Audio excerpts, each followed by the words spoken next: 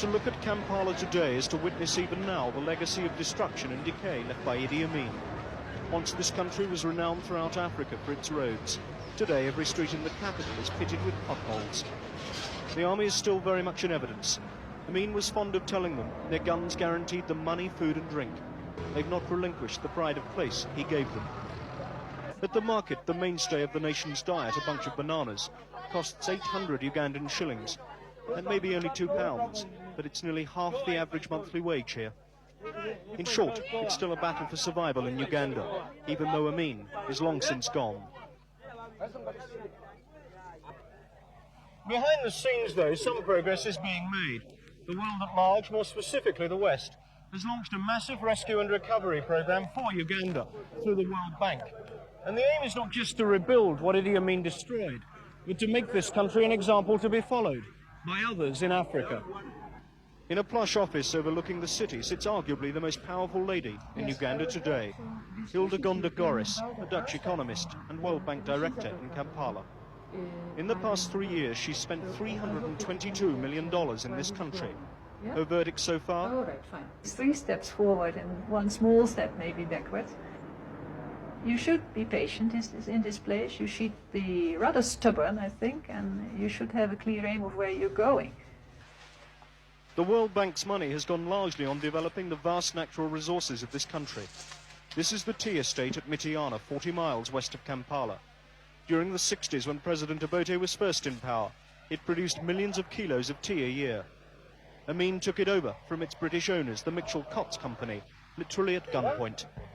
The result, inevitably, was careless neglect and wanton destruction.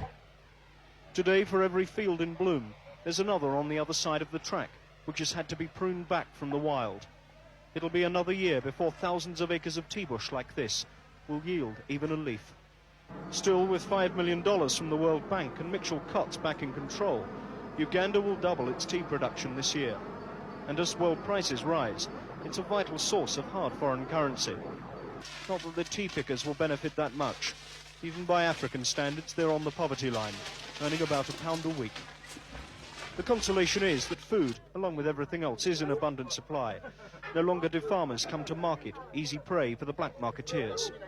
The men from the marketing boards, set up at the World Bank's insistence, take firm control of every consignment. And the farmers are paid artificially high prices, subsidized by the World Bank, to encourage maximum output. The result? Uganda fed itself last year. Indeed, it even exported food to hard-pressed neighbours like Tanzania. Apparently, Mrs. Thatcher got along famously with President Obote at the recent Commonwealth Summit. Hardly surprising when you consider that his socialism of the 60s has been replaced by something so rare in Africa, the free market economy. For him, the economic end justifies the means. The election manifesto of my party in 1980 was that the Pearl of Africa, which is Uganda, shall rise and shine again. I have every confidence that the Pearl of Africa shall rise and shine again.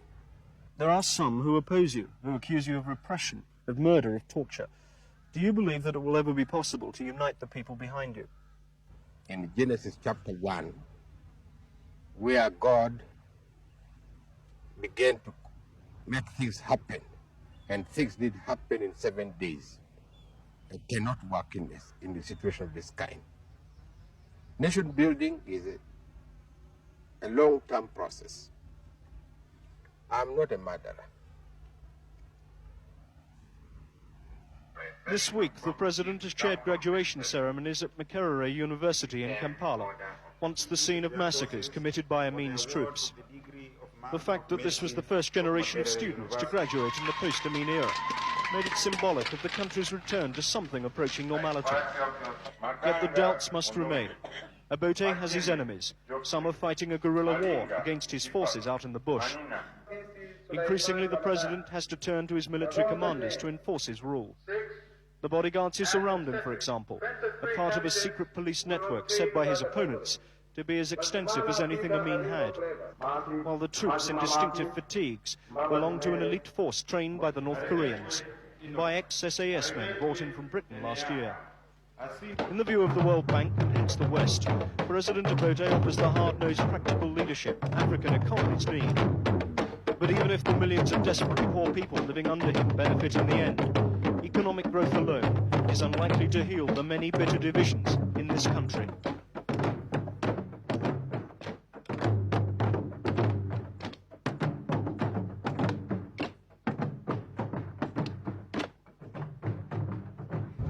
There's only one way to enter the so-called fire zone, and that's with an army which these past few months has fought a relentless bush war against guerrillas opposed to President Obote. They led the way as we crossed into Luwero district.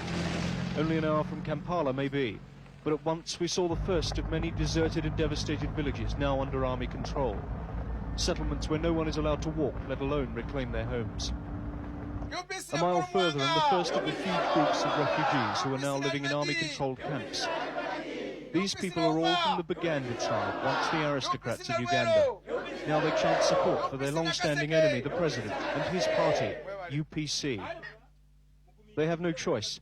A war made largely in their name has left them victims of a fierce campaign to stamp out insurrection in Uganda at large.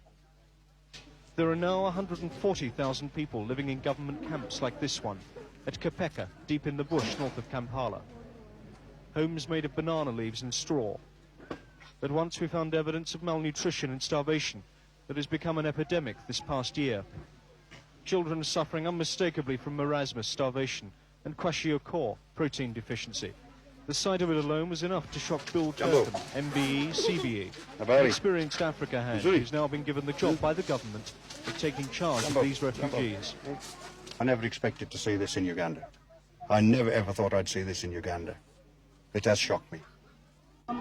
Every day, nurses from Save the Children and Oxfam handle more than 500 cases in their feeding station here. In their own minds, it's something of a losing battle against hunger, disease and fear among the people they care for. In this child's case, it is a vain struggle against a combination of measles, starvation and severe dehydration that had him refusing every attempt to make him drink.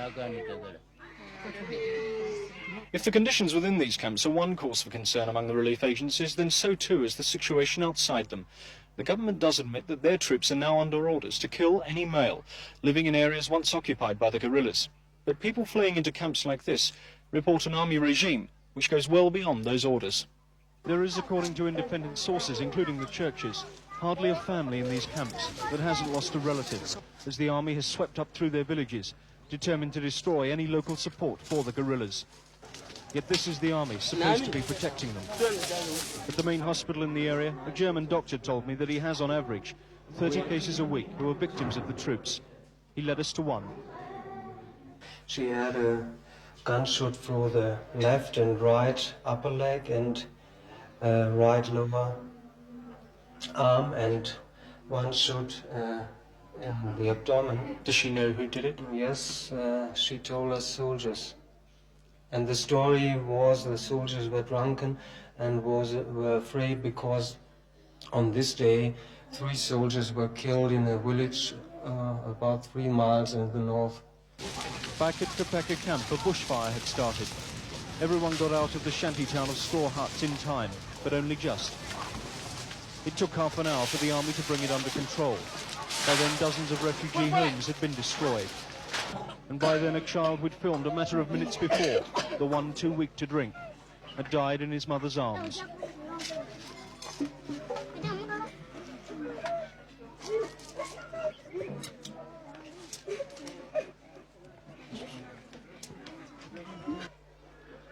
On a day when the Archbishop of Canterbury began his sermon by saying, "Of all the nations on earth, you deserve a new beginning," we came to the Mulago Hospital in Kampala.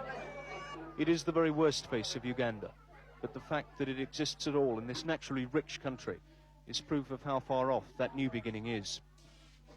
This child is one of the latest arrivals at Ward 7 in Mulago. He and the baby next to him are suffering from the most acute malnutrition that could kill in a matter of days. Like so many others here, they're orphans and refugees.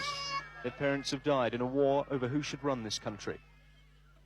There's strong evidence, as there is with dozens of orphans here, that those parents were killed by an army still ignoring the rights of innocent civilians. From now on, they'll take their place with hundreds of others in the food line that symbolizes total dependency. dependency on relief agencies in Britain, America, Germany and elsewhere, who provide the aid that keeps them alive. Some inevitably will not make it. There is one child here who has to be fed intravenously, and then with a mouth syringe. But he's too weak to accept the best technology can offer. His life can be measured in days. The world, as Dr. Runcie said in his sermon, has not been deaf to the cries of a nation which has been subjected to appalling suffering. Yet the world, as the Archbishop was quick to add, cannot even begin to appreciate the tragedy that is the life of these people and these children. Because if there is hope today in Ward 7 of the Mulago Hospital, it is for the next generation, not this one.